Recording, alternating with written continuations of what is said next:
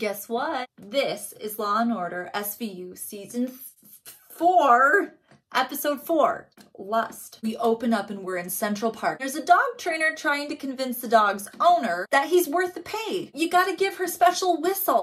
The golden retriever's name is Radio, and she shows what a good girl she is by discovering a body. We jump ahead and the whole area is cordoned off. Victim's been stabbed, beaten, the whole 9 yards. Body's still warm. So this shit is fresh. Benson's like, what they did to her face, they did down below too. But what's this? It's a dog footprint, or paw print, in blood. Munch said, well, that's way too small to be that golden retriever's. In the surrounding area, they discover a knife with a bag over the handle, a yellow rain poncho. They think the perp used the poncho to keep the blood off of themselves, and a leash tied to a tree. Maybe Lassie went to go get help. We jump to the morgue and Emmy Warner is filling us in. This is a doozy. 37 deep puncture wounds, mostly to her breasts. This is gross, but basically, she drowned in her own blood. No fluids, but the vaginal wounds had like wood chips in it. That matches this bloody branch that we found nearby. Ugh, fuck. Not only that, they're gonna have to do a facial reconstruction because her bones were just smashed to pieces. They wanna look for a missing woman in her 50s that walks with a limp. How do they know that? Well, one of her legs was an inch shorter, probably from polio. We jump to the precinct and the whole team's trying to figure it all out. Cragen's all right, what do we know? 1, this is overkill as fuck. And then 2, the poncho shows total premeditation. Media's already breathing down Cragen's crack. Guess what?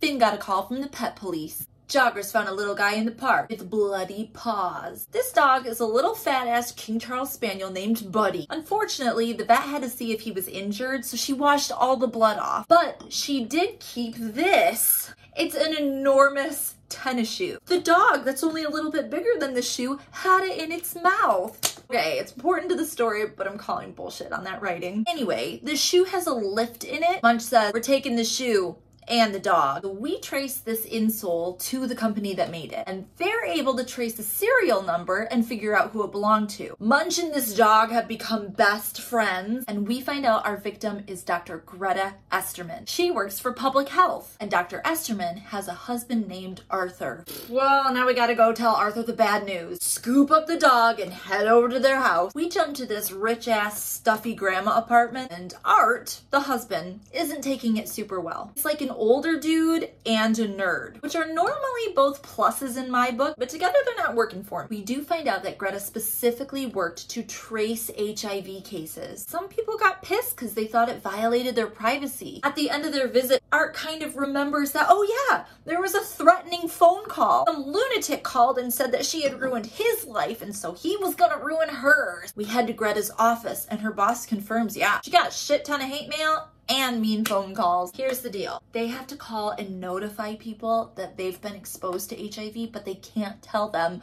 who gave it to them. It's a real kill the messenger situation. She can't give them a bunch of names of AIDS patients because that's also confidential, but she does give them all the hate mail and the phone records. We're back at the precinct and we're digging through all this hate mail. My favorite of which was written in blue crayon and says, Snoopy Bish Doctor, you die. Look at this. This dude, Roger Pomerantz, said he's gonna copulate her to death. And guess what? He's out on parole right now. We find him at work at a bakery. This guy is big, this guy is bald, and when they say, hey Roger, he takes off running. It takes a whole damn team to take him down. Now we've got Roger Pomerantz in an interrogation room. He doesn't like women in authority. Benson's walking around. So Roger, how's your sex life? Still have to force women? No, he's married now, so he gets all he wants. Looks across the stapler and says, this one could use some...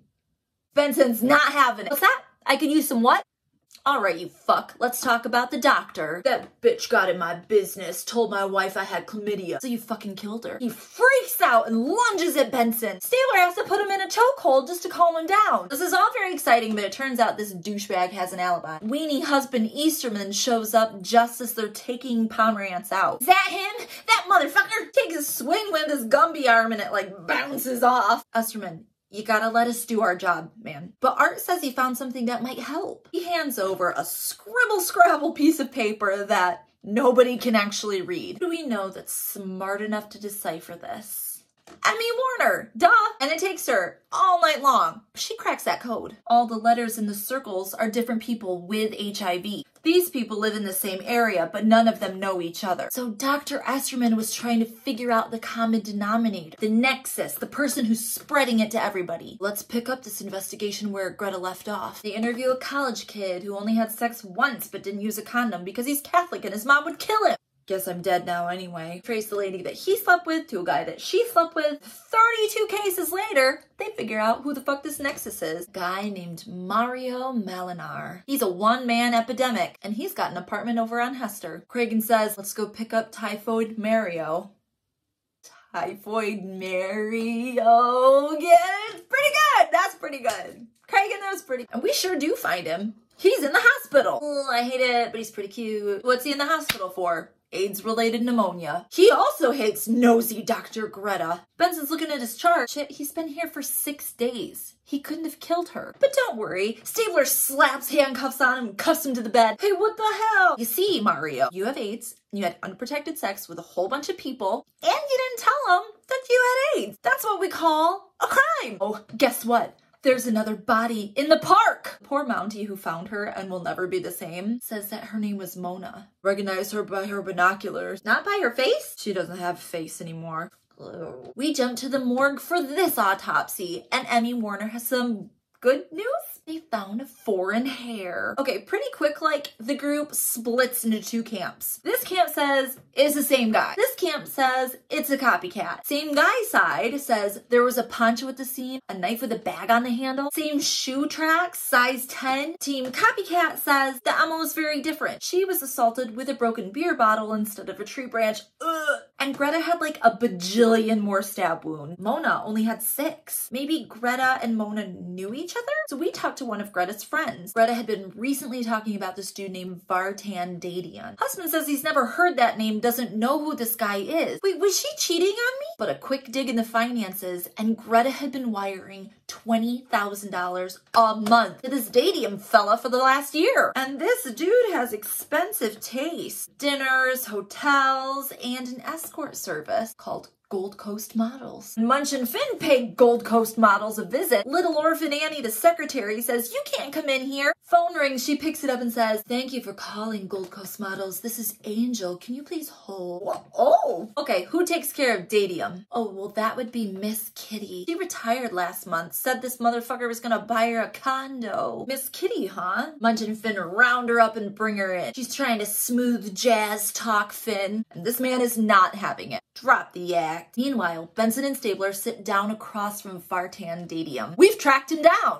and he's not what I was expecting. Sex crimes? That's interesting. I haven't dated in a while. Oh, you can't forget about Miss Kitty. Now I know you're mistaken. I'm not really into pussy cats. He's gay. Clearly there's been some mistake. And on the way out, Stabler asks him if he went to Harvard. Graduated in 1961. Okay, I legit don't know what that has to do with anything. It feels meaningful, but I don't get it. Somebody go watch that episode and explain it to me, because it's keeping me up at night. We jump to Miss Kitty at the precinct. Would she mind looking at this lineup? Sure. We follow her finger as she scans past the real Dadium. Oh yeah, there's my Vartan, and points to the husband. Got it. So it wasn't Greta paying $20,000 a month.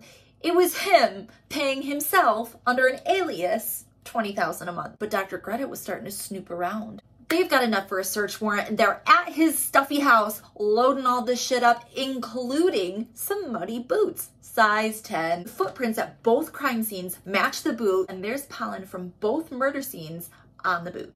He committed both murders. They figure Mona was just a chance to throw the scent off of him. Art says we have it all wrong. He went to both locations to pay his respects. He's grieving. Speaking of respect, that is exactly why he was seeing sex workers. You know, out of respect for his wife. What a shitbag. Well, guess what, you smug nerd? We're gonna pin you to Mona's death too, because guess what we found? A fucking hair. He's not giving his DNA. Unfortunately, they don't have enough to get a court order for his DNA. Okay, what about this? This motherfucker donated blood to charity once. Can we just subpoena those records? Well, is the judge going to allow it? Yes, but only kind of. No, she's Basically, no. She's limiting the scope so they can test it for the same things that the blood donation people tested it for. Diseases, drugs, shit like that. But they cannot get his DNA from it. When they test this guy's blood though, they find out he's been taking hella Viagra and ecstasy. The lab tech's like, with the amount that he was taking, dude probably had a 2-week hard on. So for that quantity, he's gotta have a dealer, right? Hey, Finn, give me 2 seconds to shake down this dealer. Yeah.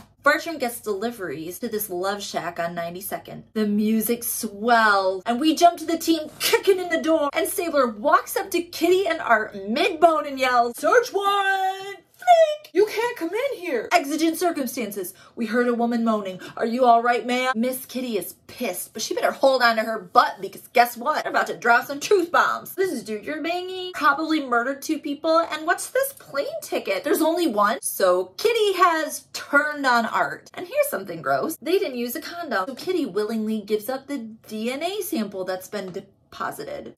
And when they tell Art, he just puts his head down. You'll find it's a match to the hair I left on Mona Stibley. I'm sorry she had to die. Just gonna... He literally spills everything. When he found Viagra and ecstasy, he couldn't go back. I was alive for the first time in years. Greta tried to take it away. I had to stop her. Screen goes black. Dick Wolf. And that was Law & Order SVU Season 4, Episode 4. Jum jum.